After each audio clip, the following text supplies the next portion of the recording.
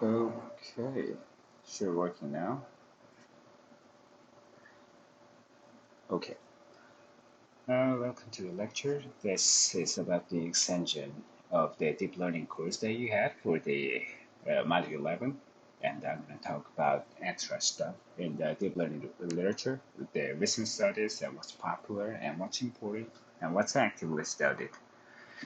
So there are mainly three sections. First one, goodbye RNN. Second one, representation learning. So speaking of the goodbye RNN, in the recent studies, the researchers have discarded the RNN and have replaced the RNN with CNN, the convolutional neural network, or transformer model. Some of you might be familiar with transformer or not, but I'm gonna talk about it in a later slide, so no worry about it. And then representation learning. That is also a very active study area in deep learning literature, and that is about learning the high-level semantics of data. For instance, we have an image data, let's say 250, like 1,000 by 1,000 pixel size. But aside from pixel values, what we actually want to capture from the data, image data, is the high-level semantics. So, for example, it could be a dog photo, and then we want the model to know that there's a dog. That kind of a task. And the third section is about the explainable AI. So, oftentimes, some people get skeptical about deep learning because it's essentially a blank model. So, there used to be a lot of skepticism regarding that, and the researchers in the community have studied a lot to improve the black box problem and to make the model more interpretable and explainable. And we're going to see some examples in the second three. Okay, so one thing to note is that you don't have to worry that I'm going to get into too much detail, but we're going to look at the overview of the methods and what's out there so that I can hopefully motivate you and get interested in studying deep learning further. Hopefully. So the section number 1, goodbye RNN, the recurrent neural network, and it consists of two parts. But the first one is about the invasion by transformer, why it has replaced RNN, and why it's better. So, in order to do that, we have to first talk about the limitations of RNN. There are many of them, and okay. First, this is a figure for the RNN, the genetic figure that I took from the Module 11 PDF. So we have sequential data here, and we have the RNN model. So the RNN model will regressively takes each element of the sequence, x1, x2, and so on, all the way to the end of the sequence. And it, of course, outputs the output, which is denoted as O. And there's the Y, which is a binary prediction. So it can be like spam detection method. So X can be a sequential text, like a sequence of words, which forms a sentence or a paragraph. And Y can be 0 or 1 to classify whether this email or text is spam or not spam.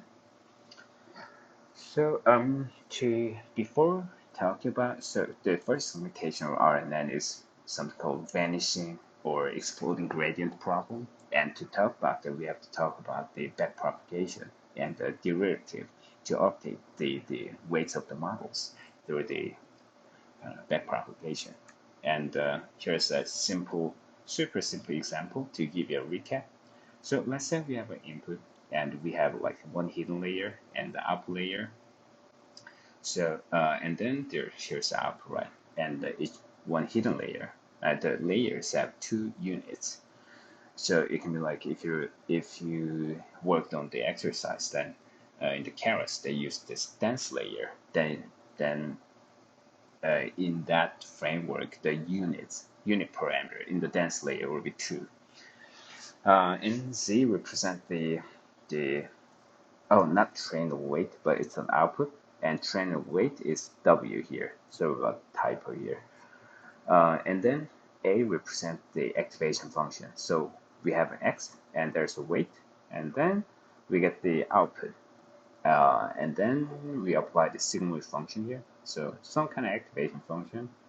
Then we have some output, and that's multiplied with the weight again and get the output. Probably there's a bias too, but for the simple example, we get rid of those. And output, activation function, and finally we get the output, something like that. I'll fix it in the kind of uploaded version of this presentation file. This one. Then this is W again. Then we can compute the derivative of this. So this weight needs to be updated, and this knot is from here. So we are computing here, and we wanna check out this one branch, and specifically this W10, right? W10, and how is that updated during the backpropagation?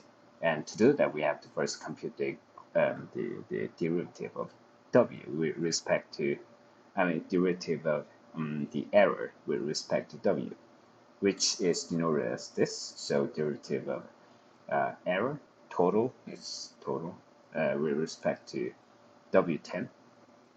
And here we use the chain rule. Probably it's in the module 11 PDF. So we have an error, probably something like loss function, and the y, the ground truth, and y hat.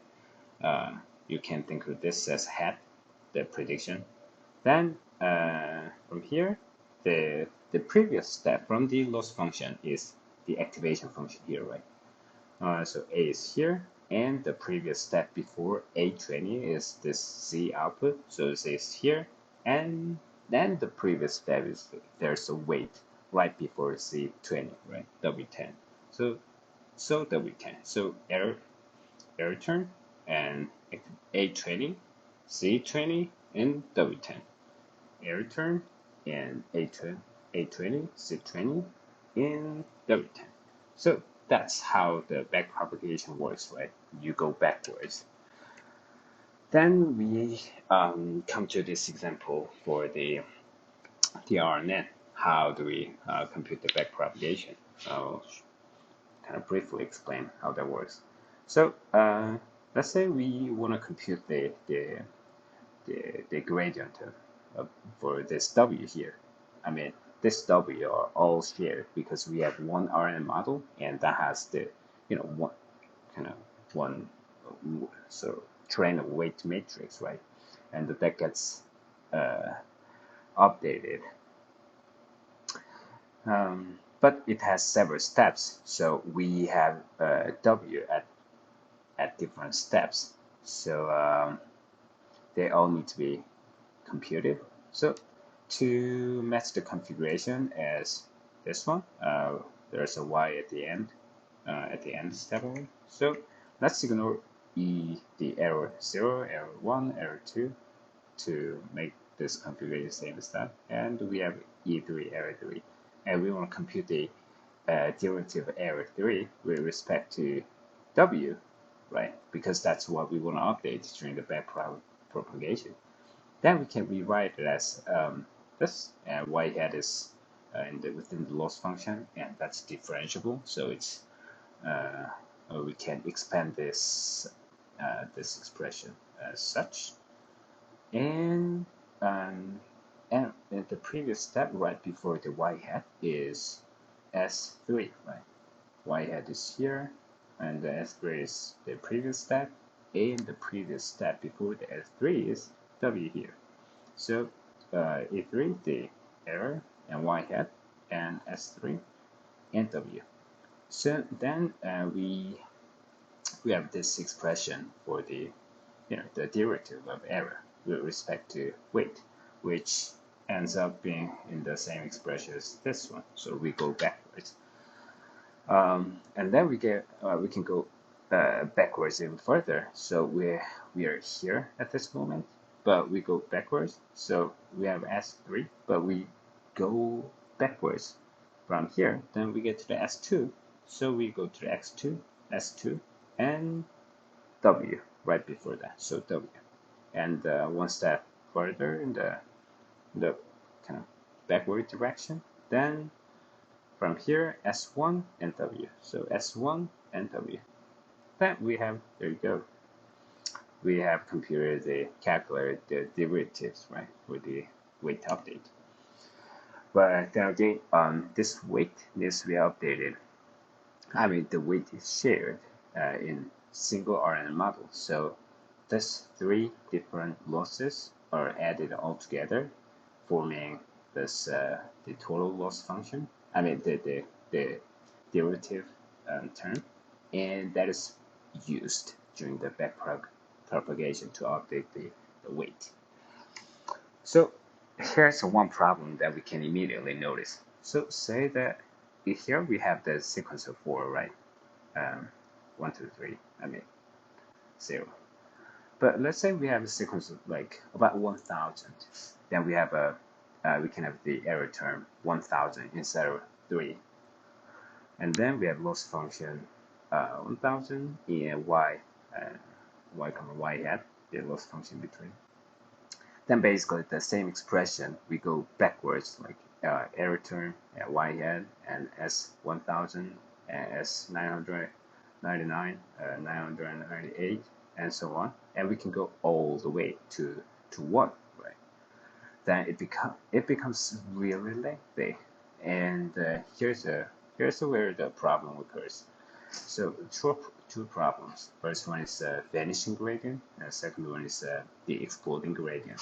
So say that this magnitude of the derivative s over s si over si minus 1, which is which corresponds to this component here, the component of like s over another s, the previous step, that if the magnitudes of them are mostly like below 1, then and we have OR terms, then eventually this the value of this term would become really small, which vanishes the gradient. So then we have a gradient, a vanishing gradient problem where model weights don't get updated. And the opposite problem is that the magnitude of this term is larger than 1, and there are a lot of them multiplied together. Then gradients drastically becomes really big. Then the training becomes really unstable, and that's another problem. So it's and that was the limitation number 1, and here's the limitation number 2. That is about the slow training due to the difficulty with parallel computing.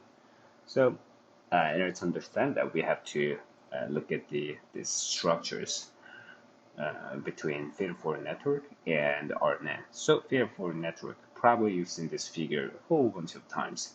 So we have, let's say, sequential input, and whether it's sequential input, table data, we just have them like lined up, and we have a hidden layer, and we can have an output. And in the same configuration, we have a sequential data. We have the RNN model, which takes each element of the sequence one by one at a time or regressively, and output this output number 1, output number 2, output number 3 are returned like one by one, not at the same time. But if you compare this to that, the output here in the feed-forward network, all outputs like O1, O2, all the way to O, like the end of O output, come out all at the same time, because they're as you can see, there's no autoregressive property. So that autoregressive property makes this RNN model really difficult for parallel computing, then it really slows down the training. And here's the limitation number 3. That is called this forgetting problem. So the RNN generally has difficulty with processing long sequences, like I don't know 1,000 length of the sequence. So basically the model forgets, what it has seen before, especially the inputs that are like long in the past. And even human brains forgets things from the past. And there is something called forgetting curve. And apparently there is x-axis days and y-axis the sort of like, I guess, memory that we have. So when we okay, I guess we can think of a lecture. So we're in a lecture and we've learned just something, and we've learned something like 5 minutes ago. Then we almost remember everything. But as the time goes, one day later, we don't really remember everything, but about like apparently we remember about half of it, which seems, I think, reasonable empirically, and it goes all the way down, and you forget like almost everything. 10% of it only remains after a week. So, of course, even human brains have this issue, and why not RNN? So, we have long sequential input, and we have RNN, and then we have outputs right on top, and then as RNN processes this sequence, by the time it reaches like in this later time step, it so forgets this early signals, because early signals get weak as the processing steps goes on all the way to the end, which is natural, and that is quite problematic. This example and the NLP area. So, for instance, we have the following sentence. My brother and I really love to travel and have visited many different countries around the world.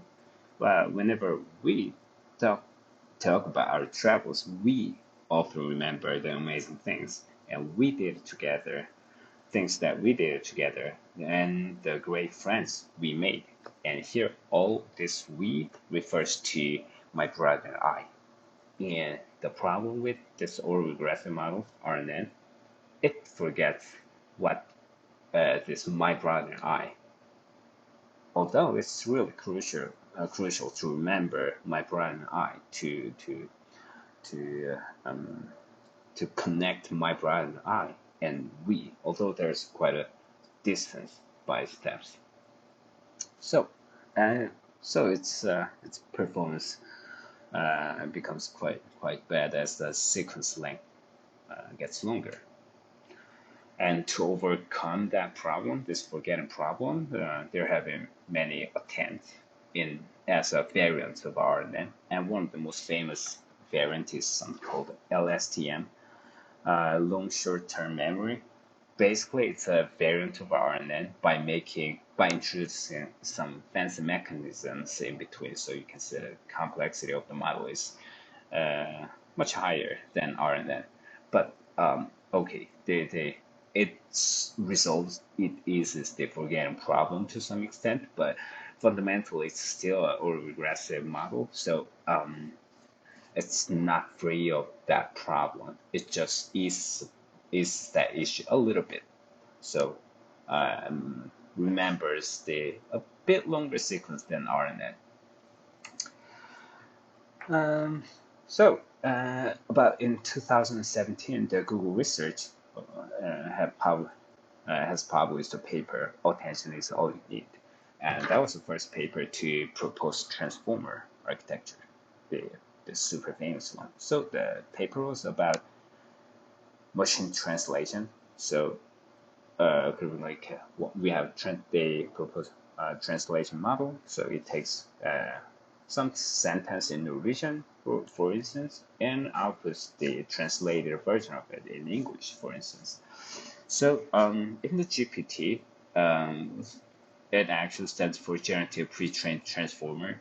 So in ChatGPT uses the transformer, and it's been several years since transformer has been the most dominant model architecture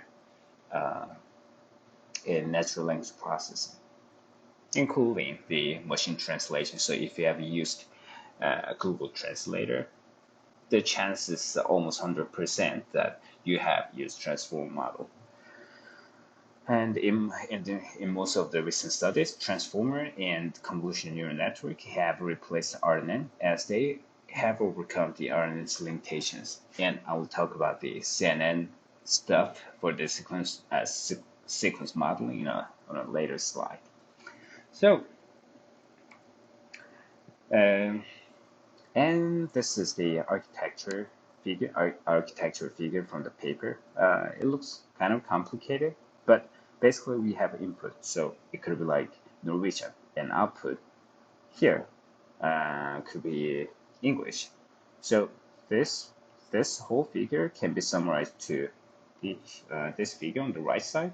So here the entire thing, let's call that transformer, and it consists of two components, one encoder and another one decoder. So encoder is on the left side. So and then we have the input, the text. Ja, that's Norwegian, right? And we see the output is in English. I am Desu. So encoder takes in this Norwegian sentence, and then it processes it and captures high-level semantics and sort of representative features of the given sentence, and feeds that process the input to decoder, and decoder takes that in and outputs the translation. So that's how that works, encoder and decoder. And here's a sort of simple configuration illustrations of RNN and transformer and pros and cons. I mean, so pros and cons comparison here. So RNN, we've seen this, and for transformer, it has this architecture. But there's one thing: when people usually talk about transformer, they talk about this transformer block, not this entire machine translation model. So transformer block is within this gray box here, which consists of attention layer and normalization layer and feed-forward layer and normalization layer. So people usually talk about that block when they're mentioning transformer. And simply put, it has this architecture input, and they're processing parallel, unlike RNN. And they have this, you can think of this part as this gray box, and it returns output. So RNN cannot do the parallel computing, but transformer can, because you can see the arrows here. And vanishing gradient, RNN has it because as the sequence gets lengthier and lengthier, it kind of that vanishing gradient or exploding gradient problem becomes more and more likely. But transformer has much shorter steps because it doesn't have this autoregressive property. So to output this, to return this output, it needs to take like 1 step, 2 step, 3 step, 4 step from here to reach there. But in this case, it takes only like 2 steps to the input. And then RNA has a forgetting problem. Transformer doesn't have it because it did this sort of all this entire sequence is processed at the same time, so it doesn't have this forgetting problem because it's directly connected to this. The third output is directly connected to the first one, unlike this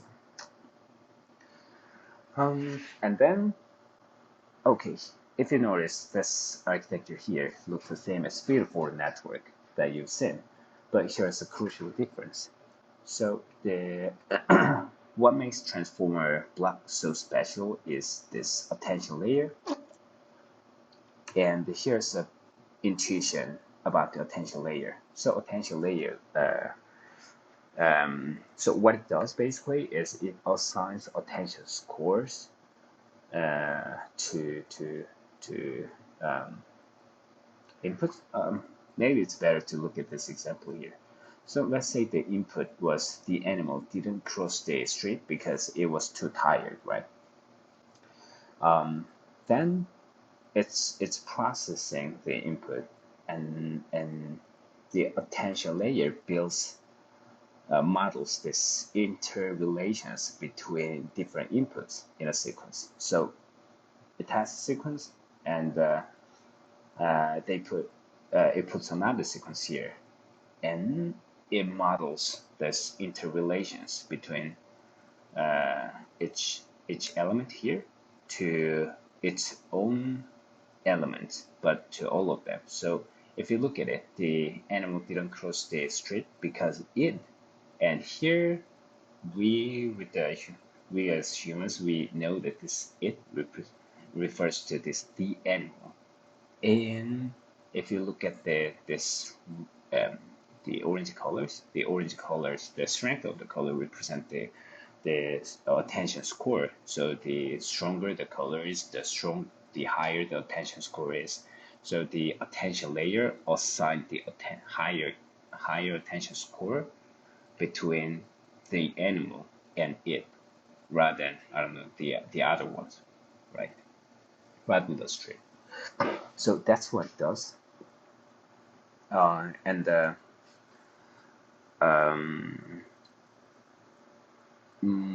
a bit of more detail is that it builds this sort of correlation matrix, but it's not exact correlation matrix, but you can think of it as nonlinear correlation matrix. So let's say we have the sentence, right? The farm for which Yaiko worked sent him to New York, and we align this sentence here, and we align this sentence here, so that we can build this correlation matrix. So 11 by 11 here. Then this diagonal elements will be, root 1, for instance, and it will assign the attention layer will assign attention scores in between, just like this one. Then that's basically building the interrelations between the elements in the sequence, right? And it apparently turned out to be extremely useful in sequence modeling. So GPT and something called BERT are leading language models in deep learning literature or in NLP in general. So GPT stands for this and developed by OpenAI, and BERT, called bidirectional encoder representations from transformers. It also uses some transformer, but its training style is a bit different from GPT, but they're quite competitive in their performance. So by Google. So there then it's basically showing that for sequence modeling, the transformer has shown extremely efficient and effective performance-wise. And transformer, of course, can be used for time series modeling as well, because time series is also a sequence. And there was a paper recently, Transformers in Time Series, the survey paper, and it has this figure for taxonomy. Then you can say time series transformers. There have been a lot of them, but application domains. There have been forecasting, anomaly detection, classification of the time series, and it shows some of the popular transformer-based model for time series processing. Yeah, and Informer is one of the state-of-the-art models for time series forecasting. So here there's a time series, and the Informer architecture has a convolution layer and attention block. So attention block is the same thing as attention here. Attention block and convolution layer, attention block, convolution layer, attention block. and some output. So this single sort of stack, sort of single block or component of the information encoder. And what you can notice is that it combines this convolutional layer and attention blocks, which is crucial component from the transformer together, and that has has been quite a trend, and there have been good findings that combination between convolutional layers and transformer blocks or attention layers is significantly effective. And they also compare the performance for the time series forecasting between the informer. Basically, we can call it transformer-based time series forecasting, right? And the LSTM. And there are 5 different data sets, and here 24, 48, and so on. It shows the sequence length. And if you look at the first one, basically the informer has much lower mean squared error compared to the LSTM. So we can have an intuition that okay, transformer based model performs well for the time series processing, for forecasting. And there's another model, sort of popular time series forecast model that I wanted to introduce. This is called a temporal confusion transformer. This is also popular and has been cited many times.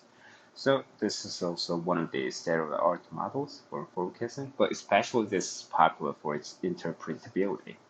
So here what you see is the volatility history of the stock market for the Standard & Poor 500, and its task is classification of the market state. For example, oh, is it like financial crisis happening, or is that recession, or is that kind of just normal, nothing's happening. So about 2008, there was a financial crisis, and it's comparing those times to the normal times. So there are 2 boxes here, 2 squares here. Here, the normal times, there is not much of volatility, and here during the crisis times, and there's a lot of volatility, and this orange lines show the attention scores. Attention scores, and it's basically saying that, hey, to classify the market state, which part of the time series should I pay more attention to? So during normal times, ambient times, the attention scores are evenly distributed, but during the crisis times, the attention scores are especially sort of densely distributed around the rapid changes. So here and here. So shows that probably the classification prediction is like, hey, the market state is kind of crisis, and to predict that, it pays attention to around these areas. So that's another one. Which, by the way, the RNN cannot do, right? Okay, goodbye RNN part 2. So using the convolutional layer, we can also do this sequence modeling, not just RNN. And you probably learned that CNN is mostly for 2D images and kind of image capture, pattern recognition stuff. But CNN is generally good at CNN is good at capturing image patterns, as you typically see on the internet or through the examples. But people started asking this question, that is CNN only good at capturing image patterns? Maybe CNN is generally good at capturing whatever patterns in general. So why not time series patterns? And that's what we have done so far. At least have become really popular to process time series with CNN instead of RNN. So for two-dimensional convolutional layer, we have two-dimensional sort of image data, and it goes through two-dimensional space, the kernel of the convolution layer. So we have input, and here's the input data, right? And the convolution, there are several convolution layers, and as the layers go get deeper, the height and width decreases while the channel increases. And then we have some fully connected layers at the at the at the top, and at the end we set up some softmax layer for the classification. But we can do the similar thing, but by using the one-dimensional convolution layer. So instead of like sweeping through the height and width, but we're sweeping through the width dimensionally. So we have time series, and it has like temporal axis, and we go through that only with the one-dimensional kernel. So we have input, and then the 256 represent the length and the channel, so it's basically univariate time series. So the length decreases as it goes, and channel increases, just like here, but one channel less, one dimension less. And we do the same thing, for instance, for classification. And it turned out it works extremely well. So this paper, time series classification from scratch, something, a strong baseline. This paper is one of the sort of most influential papers to show that the convolutional layers are extremely effective at time series processing to the community. So there's MLP here. They compared this several models, but for this baseline comparison, that MLP, the feeder-forward network, and that fully convolutional network, which is basically the convolution layer, and so on. And this was for the classification task. So here's the result from that paper. Yeah, unfortunately, they didn't compare any the low regression model, but I think it shows the kind of like the effectiveness. So comparing between MLP and the fully convolutional network, fully convolutional network has much lower I think it's test error, yeah, much lower test error, so lower the better. And you can see that the fully convolutional network beats a lot of this previous models, and at the time it was state-of-the-art performance for the classification, and these are the data sets. And I'm pretty sure there are bunches of papers that show that this convolutional layers are more effective than the recurrent neural network for time series modeling. Okay, so the next topic, representation learning. So it's about learning high-level semantics of data, right? So when we think about deep learning, there are a lot of downstream tasks like classification, regression, forecasting, clustering, data generation, anomaly detection. But there's one topic that people are not real familiar with. People outside of this deep learning community literature. So that is something called representation learning. If you look at these figures, they're cats, but they're actually kind of cat images that don't exist in the real world.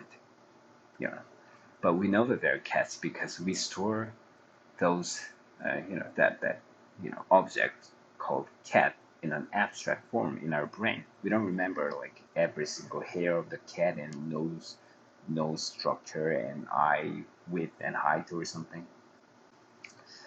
So we have these high dimensional images like a lot of pixels and stuff, and we have brain, but our brains store this concept of cat in an abstract form. So basically, our brain does this dimension reduction, right? So it reduces the dimension of those images that we've seen. I don't know, cat we've seen out there on the street. We store them in a lower dimensional vector space, let's say three-dimensional space. Then this vector uh, cat is stored here. So there's several samples of the cats, but they are about they're headed towards similar directions.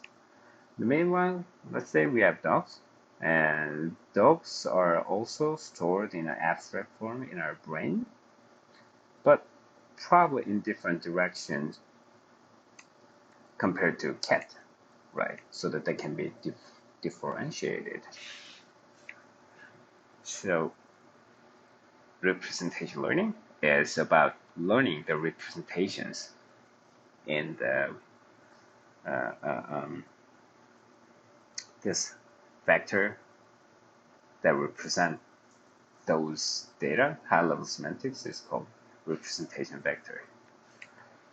So goal of representation learning is learning this kind of to capture the high-level semantics of data, like bunches of different images of those, but we want them to have the same direction in the vector space, the representation vector space. And cats sort of gather together, cars closer together, trees together. But there should be some distance between different classes, right? Because the semantics are different. So let the neural network model understand all kinds of visual concepts like humans do, like we do. Instead of images, it can also be audio or some time series or text, anything. Then it gets easier for the model to do downstream tests like classification. And let's say so we have we have this general knowledge about the language, right? And we haven't been trained to classify between spam email and non-spam email, but we still can do because we have general understanding the language, right? So if the model neural network model has learned a sort of general understanding in the data, let's say the text data, then it should be able to do this spam classification easily with like a bit of fine tuning. So we have representation learning, but how do we do that? There are several ways. Through reconstruction, like autoencoder, if you've heard about it, forecasting, and this one called self-supervised learning, and imputation. But I would say there's two ways. Self-supervised learning and imputation are the most popular methods at the moment. So in this case, the self-supervised learning, we have the same image, but augmented so that the pixel distributions or pixel values are different while having the same semantics. So this dog image and this dog image, basically the same dog, but the color strength is different and it's flipped kind of horizontally. So by the pixel values, they're quite different, but the high-level semantics is simply the same. So we have encoder, and this representation vector should be like close uh, in the representation vector space, while cat should be around here, right? And that's what's how that self-supervised learning framework learns the representations.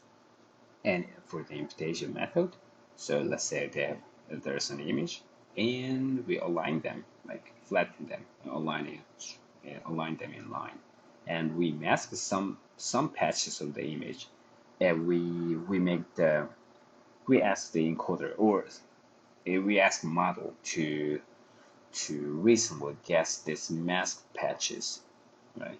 This part, And in order to do that, the model needs to understand the context given the valid image patches, and should be able to guess, make a reasonable guess for this missing parts. And by doing so, it learns reasonable representations. So here's a bit of more detail about the representation learning, like technical wise. So, but it's not too detailed, so no worries about it. So how to utilize the pre-trained model via representation learning, including its process. So we have representation learning given that we have a large image data set and we take like randomly sample some image data at each like step, let's say. And then this is dog, like we have the same dog, but we crop this part of the dog and this part of the dog, but semantically they're pointing at the same dog, right? So we have an encoder and it outputs this representation vector C.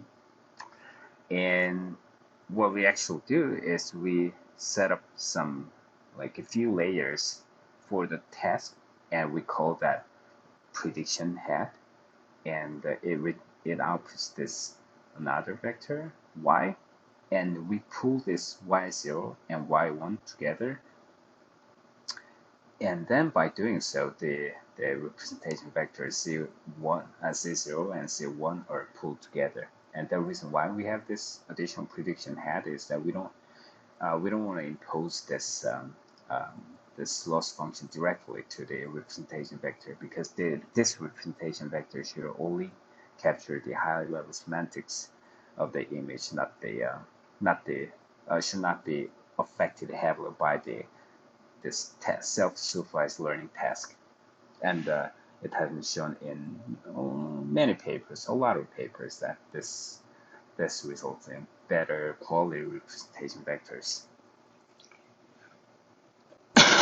So after training, we have the pre-trained encoder here, and that can output the representation vector Z of any given image, right? Like I've shown before. And here's what's the interesting part. So we have a model that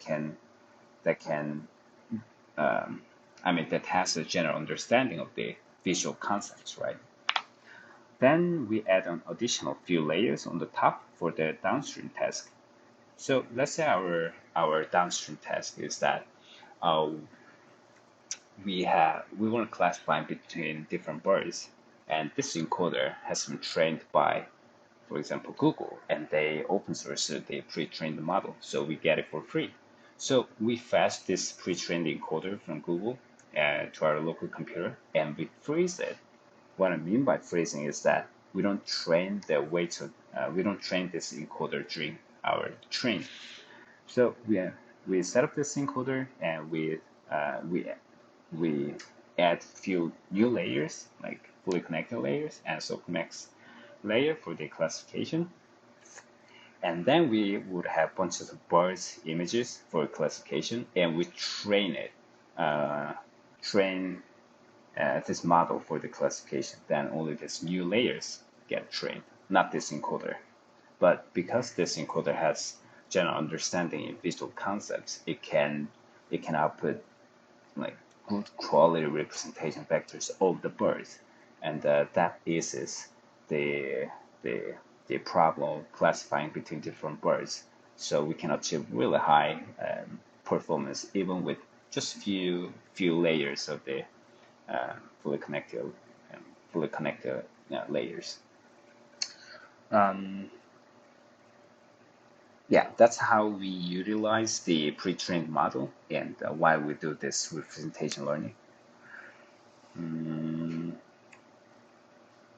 yeah, and another big reason is that every time we have like a new data set, we don't want to train from scratch every single time, and that's computational costly, and time-wise, it's not good either. So people had the idea of like having a model that has general understanding. Also, that's super effective if you have a small data set. Then to train deep learning model, it usually requires a lot of data, a large data set. But if you have small data set, but if you happen to have this pre-trained model on a large data set, then it is the problem of having a small data set because the encoder can already output encoder has already been trained on a large data set. Then even with the small data set, you can achieve quite a high performance.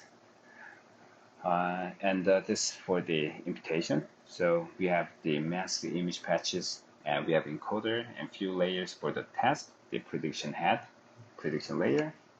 And after this training, we have encoder, and you can output the representation learning, capturing the high-level semantics, and we do the same thing.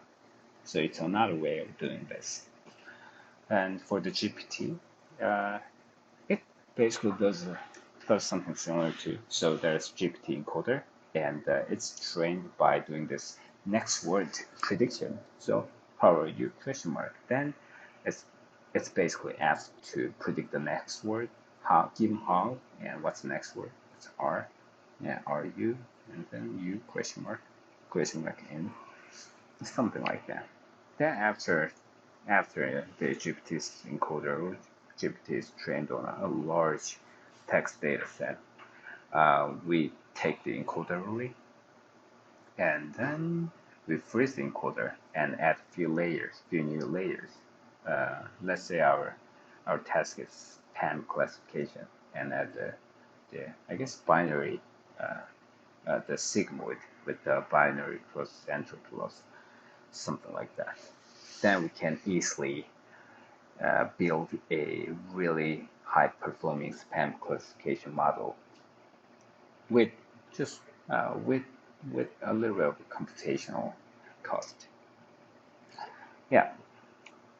So that's why the representation learning matters a lot.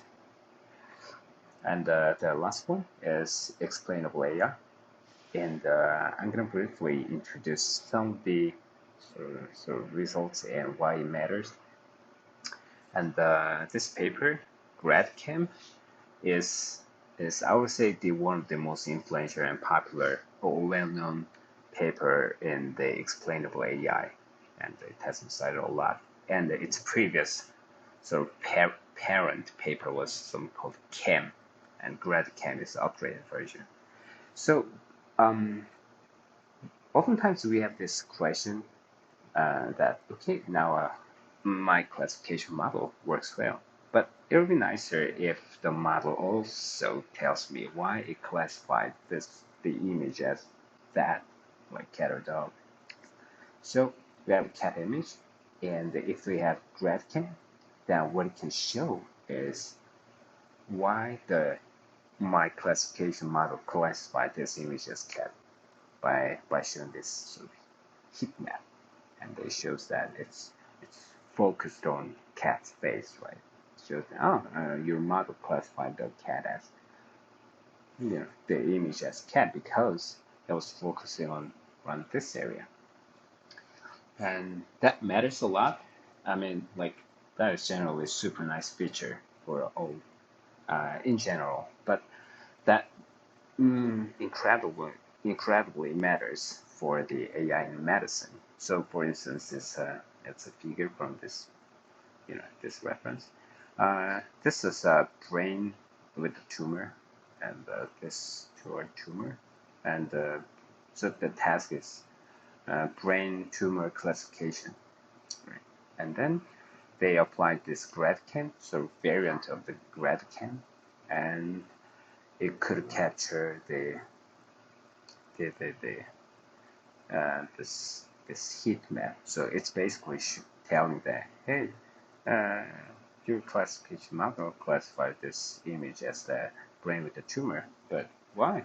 Because these parts were sort of like